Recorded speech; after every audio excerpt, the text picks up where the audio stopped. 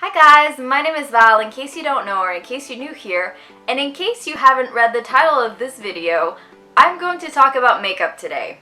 So if you're not into that, if you want me to talk about farts next time, just maybe let me know in the comments and check back in next week. A friend of mine actually gave me the idea for this video because she asked about the products that I was using, noticing that my face didn't look that much different from the time I walked into the gym to like 2 hours later after doing a million burpees. And you know, there's a trick to it, there's a method.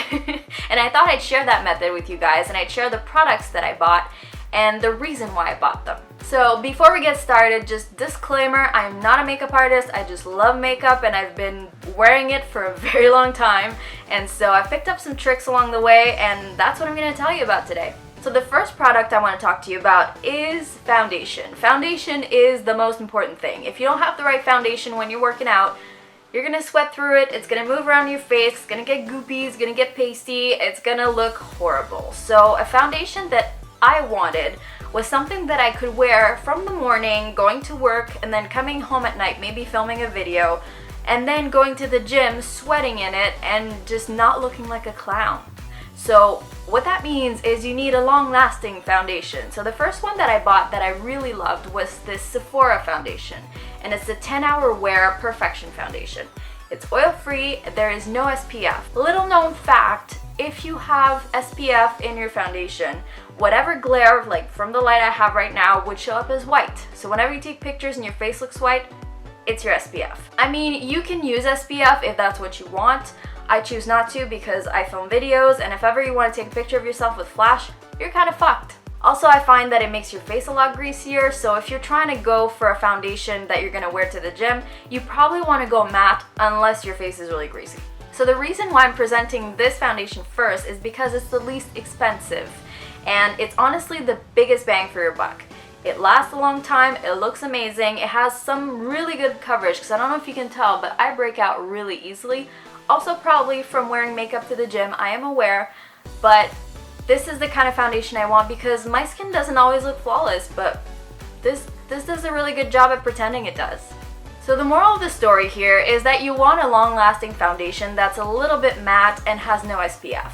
If you're willing to spend a little bit more money, you can get this thing, which is a new foundation by Urban Decay. It's called All Nighter, and it's waterproof, long-lasting. So this thing will not come off unless you rub it off. This foundation I found is just, it's a matte finish, it's full coverage, and it just looks so good.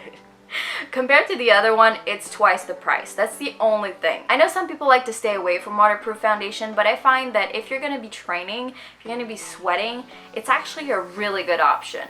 And to be honest, even though it's a little pricier, this foundation actually is, you're probably going to use less of it. It's lighter than the other one, and it goes on and it stays on. You put a little bit of it on with a brush like this that is filthy, and you just go all in the crevices and everywhere, and it'll stay there. It'll just give you a really good looking face all day long, no matter if you're sweating, no matter if you're doing burpees, it will stay. One thing I forgot to mention is that if you put all that goop on your face and you have really open pores or some crevices on your face, like I have a scar up here, you might want to use some primer. I like this Lancome primer or just the regular Sephora primer, and especially for the waterproof foundation, it'll really patch up all the holes and keep your foundation where it's supposed to be. Another lifesaver for me is concealer. I found that this Bourjois concealer is the shit. I've never had a concealer act so well on my skin. It's never leaked, it's never bunched up, it's never gooped up. This thing will melt into your skin and look amazing. So if you're looking for something that's not going to show up after you start sweating, get this thing. It's awesome. One important thing I want to mention is that if you're going to be wearing blush, if you're going to be wearing bronzer, you want to go high pigment.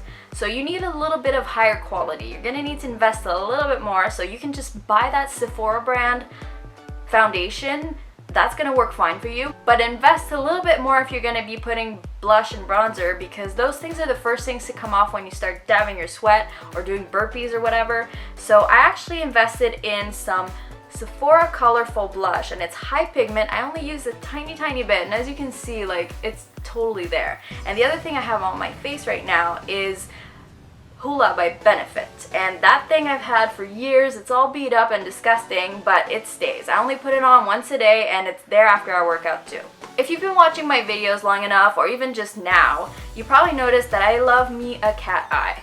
The cat eye is my thing, it's my signature, I love it. But the cat eye can also fade away real fast if you're not careful. So I found some really good pencils that are actually felt tip and waterproof, or long lasting. This is the one that I used to use. It's by Lise Wattier, and it's like an HD liner, and it lasted well for a while, but after a while I feel like it's just not that good. It goes on liquid and then it gets powdery, and then by the end of the day it's not that great, so I gave up on this one after a while. And then I got this one. This is the baby. This is the thing that I've used the least amount of time but that I love the most.